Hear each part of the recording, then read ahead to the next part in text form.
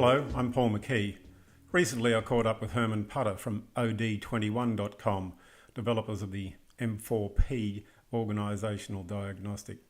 I started by asking Herman, what does he find when he goes into typical organisations?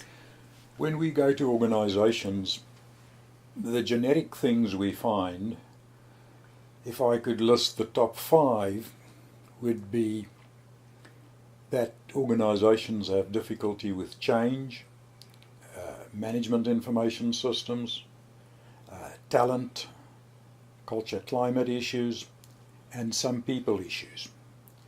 And if I say change, it is change relating to all sorts of things.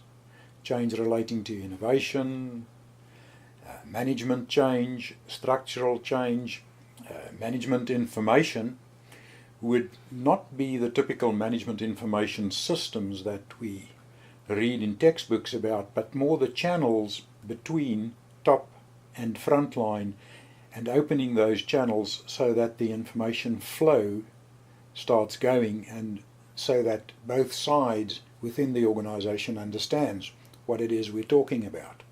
Talent is a whole issue about recruitment, selection, retention, induction, those sorts of change issues that you have sitting around that.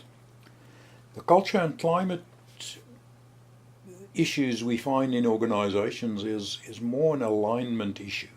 You have subcultures in organisations. No organisation is a single culture organisation, and it's the alignment that we work around.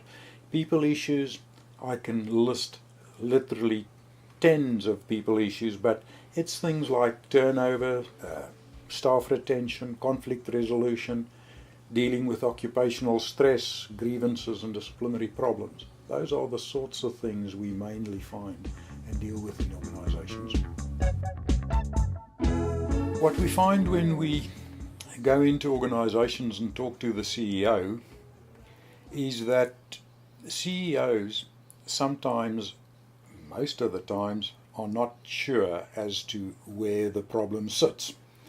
So what we do is we try and scientifically determine exactly where this problem is, and we do that by using a well-researched diagnostic called the M4P, which is not a survey or a tick box questionnaire, but it gives you the exact point in the organisation where the problem sits, and it also gives some generic solutions that we then tailor for the specific organisation to resolve their problems and to get to the ground truth that the CEO sometimes can't see and understand unless an outside agency like ourselves come and resolve that for them.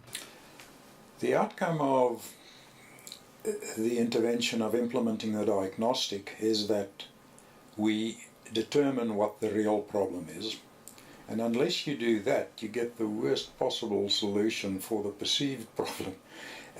You should always try and find the exact problem. Now, problems are caused somewhere in the flow of an organisation, and you have to start working as high upstream as possible, because downstream problems are caused upstream, and downstream problems can only be solved upstream. But unless you can determine exactly where the problem sits, you may work the whole stream, which is counterproductive.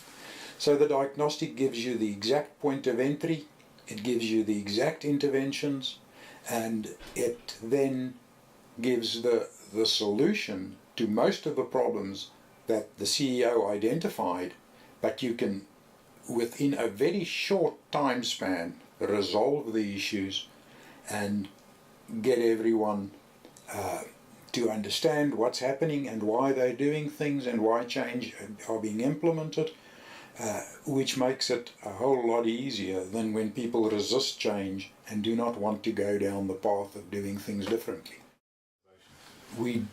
Once we've implemented the M4P, we give a detailed report that shows where different sections of the organisation sit on things like culture, climate, motivation, attitudes, what needs to be done in different areas, which areas can be left to their own devices because they fare reasonably well. It benchmarks, and unless, of course, you benchmark, you don't know how well an organization's going. The problems perceived by the CEO may be high-level problems that most organizations would love to have. The benchmark tells you how big the intervention should be. So without using a diagnostic, it's almost impossible to get to an outcome as good as the outcome the M4P will give you.